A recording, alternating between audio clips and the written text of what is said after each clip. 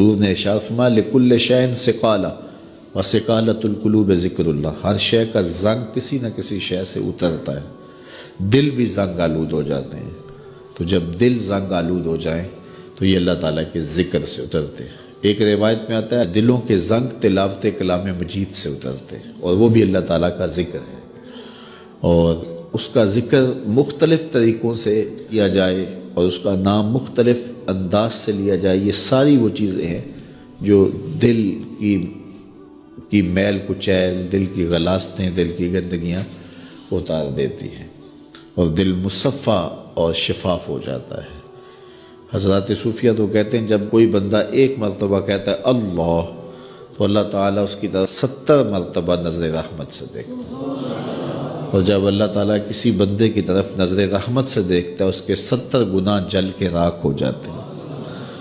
تو اس لیے جب کوئی بار بار اللہ اللہ پکار رہا ہوتا ہے تو اللہ تعالیٰ کی رحمتوں کے سائے میں آ جاتا ہے، اور جب ذکر کر رہے ہوں تو اس وقت مکمل یکسوئی کے ساتھ اس کی طرف متوجہ ہونا چاہیے، جس کو پکار رہے ہیں اس کی طرف یکسوئی کے ساتھ توجہ ہو، اور وہی ذکر حقیقی ذکر ہے۔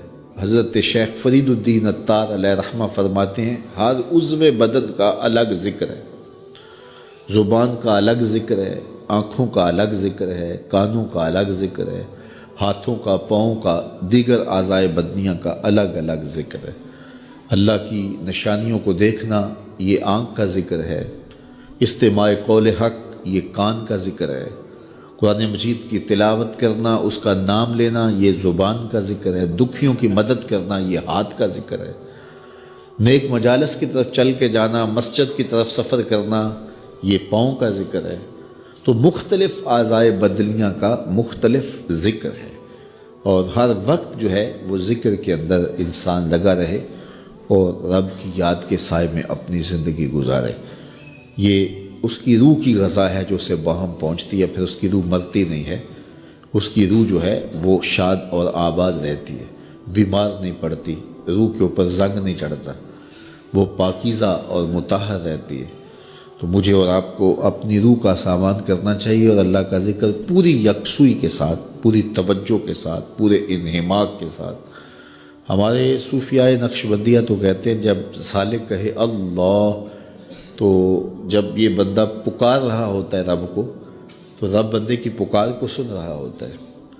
یہاں ایک سوال بھی کیا جاتا ہے، کچھ لوگ ذکر مجرد پر یہ بات کرتے ہیں کہ جب آپ کہتے ہیں اللہ تو اس کے بعد کچھ نہیں کہتے، پھر کہتے ہیں اللہ، پھر کہتے ہیں اللہ، تو جب کسی کو پکارا جائے تو پھر اس کو غرض بھی بتائی جاتی ہے نا۔ آپ مجھے آواز دیں، میرا نام لے کے، تو میں متوجہ ہو جاؤں گا آپ کی طرف، تو پھر آپ مجھے کچھ کہیں گے نا کہ جناب ہم آپ کے پاس آئے ہیں ٹائم لینے کے لیے یا کوئی اور غرض کے لیے، کسی اور مقصد کے لیے، تو وہ آپ غرض بتائیں گے مجھے۔ تو اگر آپ مجھے آواز دیں، مجھے رضا ثاقب کہہ کے پکاریں، اور میں آپ کی طرف توجہ پذیر ہو جاؤں، آپ پھر دوبارہ کہیں رضا ثاقب، تو میں پھر کہوں گا جی، آپ پھر کہیں، تو 2-3 بار کے بعد میں اکتا جاؤں گا کہ میاں بات بھی آگے کرو، مجھے پکار رہے ہو بار بار تو بتاؤ کیا کہنا ہے۔ تو کچھ لوگ اس پہ قیاس کر کے وہ کہتے ہیں جب پکارا جاتا ہے اللہ تو اس کے بعد تم اپنی غرض ہی بیان نہیں کرتے، پھر کہتے ہو اللہ، پھر کہتے ہو اللہ، تو کچھ کہو بھی نا۔ تو ہم اس کا جواب یہ دیتے ہیں کہ میں اس لیے پوچھتا ہوں کہ میاں کس لیے مجھے آواز دی ہے مجھے پتہ نہیں، اس لیے میں پوچھتا ہوں۔ لیکن جب بیٹا، بچہ ماں کو کہتا ہے امی، تو ماں کو پتہ ہوتا ہے اسے دودھ چاہیے، سردی لگ رہی ہے اسے لحاف چاہیے، اس نے واش روم میں جانا ہے، اس کی کیا ضرورت ہے۔ ماں کو پتر کی ضروریات کا پتہ ہوتا ہے، بیٹے نے صرف اتنا کہنا ہوتا ہے امی، آگے امی کو پتہ ہے اس کو کیا دینا ہے۔ تو بندے کا رب کو پتہ ہے اس کو چاہیے کیا، بندہ کہتا ہے اللہ، رب کو پتہ ہے میرے بندے کو کیا چاہیے۔ اے دلوں کو پھیرنے والے، میرے دل کو اپنے دین پہ ثابت رکھنا۔ ام المومنین رضی اللہ تعالیٰ عنہ فرماتی ہیں کہ میں نے حضور علیہ السلام سے پوچھا کہ حضور اسلام لانے کے بعد بھی اس کی ضرورت ہے کہ یہ اللہ کی بارگاہ میں عرض کرے؟ تو آقا کریم نے ارشاد فرمایا کہ دل رحمان کی 2 انگلیوں کے درمیان ہے، وہ جس طرف چاہے پلٹ دے، بے نیاز ہے، تو اس لیے ہر وقت اس سے مانگنا چاہیے اللہ میرا دل سلامت رہے، دین پر قائم رہے۔ ورنہ ہم دیکھتے ہیں کتنے لوگ ہیں بظاہر اچھے ہوتے ہیں لیکن انجام بخیر نہیں ہوتا۔ انما الاعمال بالخواتیم، اعمال کا دار و مدار حسن خاتمہ پہ ہے۔ خاتمہ کیسا ہوتا ہے؟ حضرت سہل بن سعد الساعدی رضی اللہ تعالیٰ عنہ فرماتے ہیں کہ ایک غزوہ میں ایک مالدار شخص بڑی بے جگری سے لڑ رہا تھا، اس جرت سے لڑ رہا تھا کہ ہمارے دل میں آیا کہ کیا بات ہے۔ آقا کریم علیہ السلام نے دیکھا تو فرمایا جس نے اہل جہنم میں سے کسی کو دیکھنا ہو تو اسے دیکھ۔ بڑی حیرت ہوئی۔ ایک صحابی کہتے ہیں میں اس کے پیچھے ہو گیا کہ حضور علیہ السلام نے جو فرمایا ہے کوئی وجہ ہوگی تو میں دیکھوں ماجرا کیا ہے۔ تو کہتے ہیں جب وہ لڑتے لڑتے زخمی ہو گیا تو اس نے اپنی ہی تلوار کو اپنے سینے میں یوں رکھ کر کے اپنا وزن اس اوپر ڈال دیا اور دو کندھوں کے درمیان سے تلوار ادھر نکل گئی اور یوں خودکشی کر لی۔ تو کہا کہ بندہ ساری زندگی نیکیاں کرتا ہے، لکھا ہوا غالب آ جاتا ہے اور پھر آخر اچھا نہیں اس کا رہتا۔ اور کتنے ایسے لوگ ہیں کہ جن کا ماضی بہت بھیانک اور برا تھا لیکن آخر ٹھیک ہو جاتا ہے۔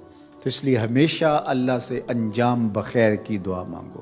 یا مقلب القلوب ثبت قلبی علی دینک، اے دلوں کو پھیرنے والے ہمارے دلوں کو دین پہ ثابت رکھنا، کہیں ایسا نہ ہو کہ ہمارا انجام ٹھیک نہ ہو، انجام ہمارا ٹھیک ہونا چاہیے۔ حضرت ابی ملیکہ رضی اللہ تعالی عنہ فرماتے ہیں میں 30 اصحاب رسول سے ملاقات کی ہے، میں نے سب کو فکر مند پایا ہے انجام ٹھیک ہو جائے۔ جنہوں نے اپنی آنکھوں سے حضور کو دیکھا وہ بھی ڈر رہے ہمارا انجام ٹھیک ہو جائے۔ رنگا رنگ سہیلیاں پرن کڑے، پر پریا اسدا جانیے جسدا توڑ چڑھے۔ ہمیں ایک اور دعا ترغیب دی گئی قرآن مجید میں اہل ایمان کو، اور وہ کیا؟ ربنا لا تزغ قلوبنا بعد اذ ہدیتنا وہب لنا من لدنک رحمہ انک انت الوہاب۔ اے اللہ ہمارے دلوں کو سیدھا کر دینے کے بعد دوبارہ ٹیڑھا نہ کرنا۔ یہ دل سیدھے ہیں تو سیدھے ہی رہیں، یہ کبھی دوبارہ ٹیڑھے نہ ہوں۔ یہ نرم ہیں تو نرم ہی رہیں، کہیں پتھر نہ ہو جائیں۔ ایمان کے نور سے جگمگا رہے ہیں اللہ، یہ جگمگاتے ہی رہیں، کہیں دوبارہ ان میں ظلمتیں نہ آ جائیں۔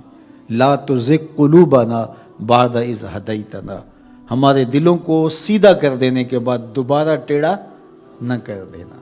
وہب لنا من لدنک رحمہ، اور ہمیں اپنی جناب سے رحمتیں عطا کر دے۔ انک انت الوہاب، تو وہاب ہے، اپنے کرم سے اپنے فضل سے ہمیں مالا مال فرما دے۔ تو میری دعا ہے اپنے لیے سب سے پہلے اور آپ سب کے لیے اور اپنے جملہ دوستوں کے لیے، پیر بھائیوں کے لیے، سب ملنے والوں کے لیے کہ اے اللہ ہم سب کو ہمیشہ ثابت قدم دین پہ رکھنا، آخری ہچکی تیرے نام پہ آئے، تیرے محبوب کی غلامی میں آئے، ہم سب کا خاتمہ ایمان پہ۔ ایک ایک کر کے دوست ہم سے جدا ہو رہے ہیں، ہم بھی اس دنیا پہ مستقل رہنے والے نہیں ہیں، کوچ کر جانے والے ہیں۔